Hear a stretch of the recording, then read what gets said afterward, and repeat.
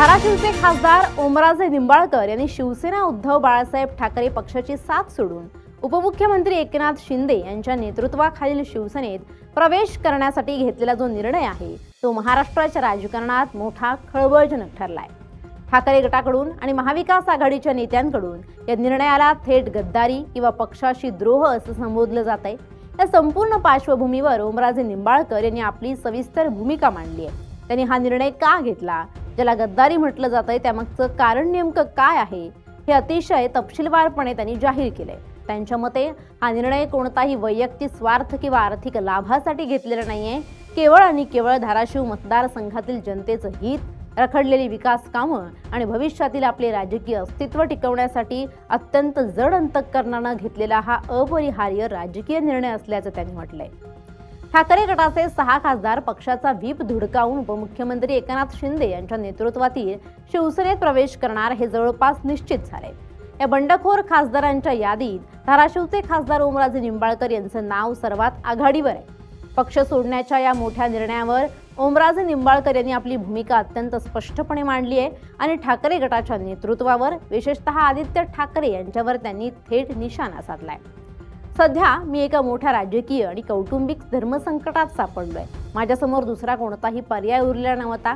आपल्या या पहिल्या माहितीतून ओमराजे निंबाळकरांनी पक्षाच्या अंतर्गत कार्यपद्धतीवर आणि नेतृत्वाच्या काही निर्णयांवर अप्रत्यक्षपणे निशाणा साधलाय।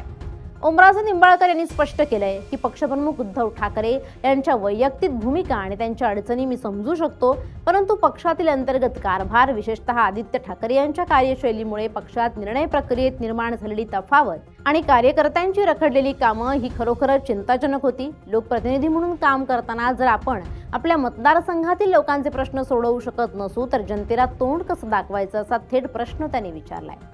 समोर सत्ता आणि पैसा असताना आपण केवळ निष्ठेच्या जोरावर आजवर पक्ष टिकवून ठेवण्याचा प्रयत्न केला, पण केवळ कोरड्या हातानं आणि रिकाम्या खिशानं किती दिवस राजकारण करायचं असा उद्विग्न सवाल त्यांनी उपस्थित केला।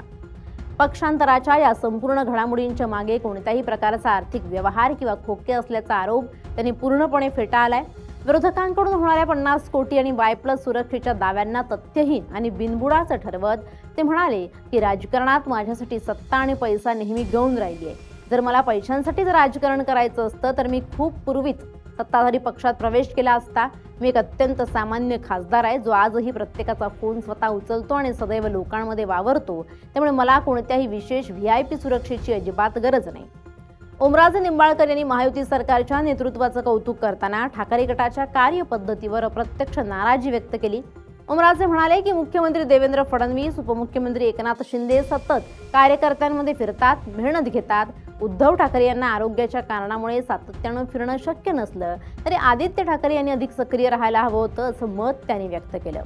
बंडखोरी मागचं कारण स्पष्ट करताना ओमराजे निंबाळकर यांनी सांगितलं की आम्ही खासदार असूनही स्थानिक स्वराज्य संस्थांच्या निवडणुकात स्वतःची माणसं निवडून येत नसतील तर भविष्यात राजकीय अस्तित्व धोक्यात येऊ शकतं असं त्यांनी म्हटलं। तर मतदारसंघात रस्ते, पूल, DP यांसारखी कामं करण्यासाठी वारंवार प्रस्ताव देऊनही कामं होत नसल्याची खंत त्यांनी यावेळी व्यक्त केली। सत्ता आणि निधी नसल्यानं लोकांची कामं करता येत नाहीत असं देखील ओमराजे निंबाळकर म्हणाले। या सर्व राजकीय घडामोडींमध्ये त्यांच्या वडिलांच्या म्हणजेच दिवंगत पवनराजे निंबाळकर यांच्या हत्येच्या खटल्याचा विषय मोठ्या प्रमाणावर चर्चेत राहिला। 20 जून रोजी विशेष CBI न्यायालयात या 2 दशकांपूर्वीच्या प्रकरणाचा अंतिम निकाल लागण्याची शक्यता वर्तवली जाते। यावर बोलताना ओमराजेंनी सांगितलं की माझ्या वडिलांचा खटला आणि त्याचा निकाल हा माझ्यासाठी आणि माझ्या कुटुंबासाठी अत्यंत संवेदनशील आणि महत्त्वाचा विषय आहे। आमच्या दोन्ही कुटुंबांनी गेल्या 20 वर्षांहून अधिक काळ या न्यायासाठी मोठा कायदेशीर संघर्ष केला आहे।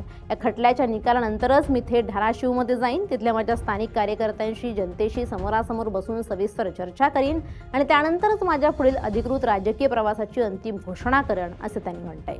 सध्याच्या घडीला मतदारसंघातून आणि पक्ष समर्थकांकडून मिळणाऱ्या संमिश्र प्रतिक्रियांवरही त्यांनी त्यांचं मत मांडलंय। ते म्हणाले की भावनिक विचार केला तर आजचा हा निर्णय काही लोकांना चुकीचा किंवा वेदनादायी वाटू शकतो, परंतु मतदारसंघाच्या भविष्याचा आणि येथील विकासाचा विचार करता हे पाऊल अत्यंत आवश्यक आणि अपरिहार्य बनतं। मतदारसंघात विकास निधी मिळत नसल्यानं शेतकऱ्यांच्या गावातील साधे रस्तेही पूर्ण करता येत नव्हते आणि जेव्हा लोकांच्या हितासाठी काही करायचा प्रयत्न करायचो तेव्हा केवळ विरोधी पक्षात असल्यामुळे अडवणूक केली जात होती। जनतेला दिलेल्या आश्वासनांची पूर्तता करणं लोकप्रतिनिधी म्हणून माझं कर्तव्य आहे आणि त्यात अपयश येत असल्यामुळेच मला हा कठीण राजकीय निर्णय घ्यावा लागला। 20 जूनच्या न्यायालयीन निकालानंतर आणि कार्यकर्त्यांच्या संवादानंतरच पुढील चित्र पूर्णपणे स्पष्ट होईल असं सांगत त्याने तुर्तास आपल्या भूमिकेवर सूचक मौन बाळगणं पसंत केलंय. सोशल मीडियावर आणि मतदारसंघात त्यांच्या निर्णयावरून उलटसुलट प्रतिक्रिया उमटतायत. काही भागात त्यांच्या विरोधात निदर्शनं झाली आहेत. विरोधक त्यांच्यावर टीका करण्याची एकही संधी सोडत नाहीत, परंतु निंबाळकर यांनी या टीकेला शांतपणे तोंड देत आपलं उद्दिष्ट केवळ आणि केवळ धाराशिवचा विकास हे असल्याचं पुन्हा एकदा अधोरेखित केलंय.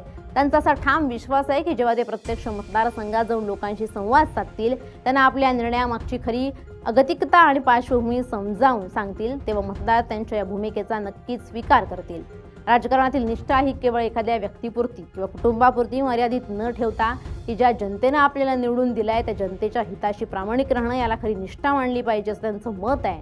थोडक्यात सांगायचं तर रखडलेला विकास निधी मिळवणं, धाराशिव मतदारसंघातील प्रलंबित विकास कामांना गती देणं, ठाकरे गटाच्या नेतृत्वामधील संवादहीनता आणि उदासीनतेवर मात करणं आणि आपल्या स्थानिक कार्यकर्त्यांचं राजकीय अस्तित्व टिकवणं या 4 प्रमुख कारणांमुळे ओमराजे निंबाळकरांनी उद्धव ठाकरेंची साथ सोडून एकनाथ शिंदेंच्या शिवसेनेत प्रवेश केलाय असं त्यांनी अत्यंत स्पष्ट शब्दात सांगितलंय.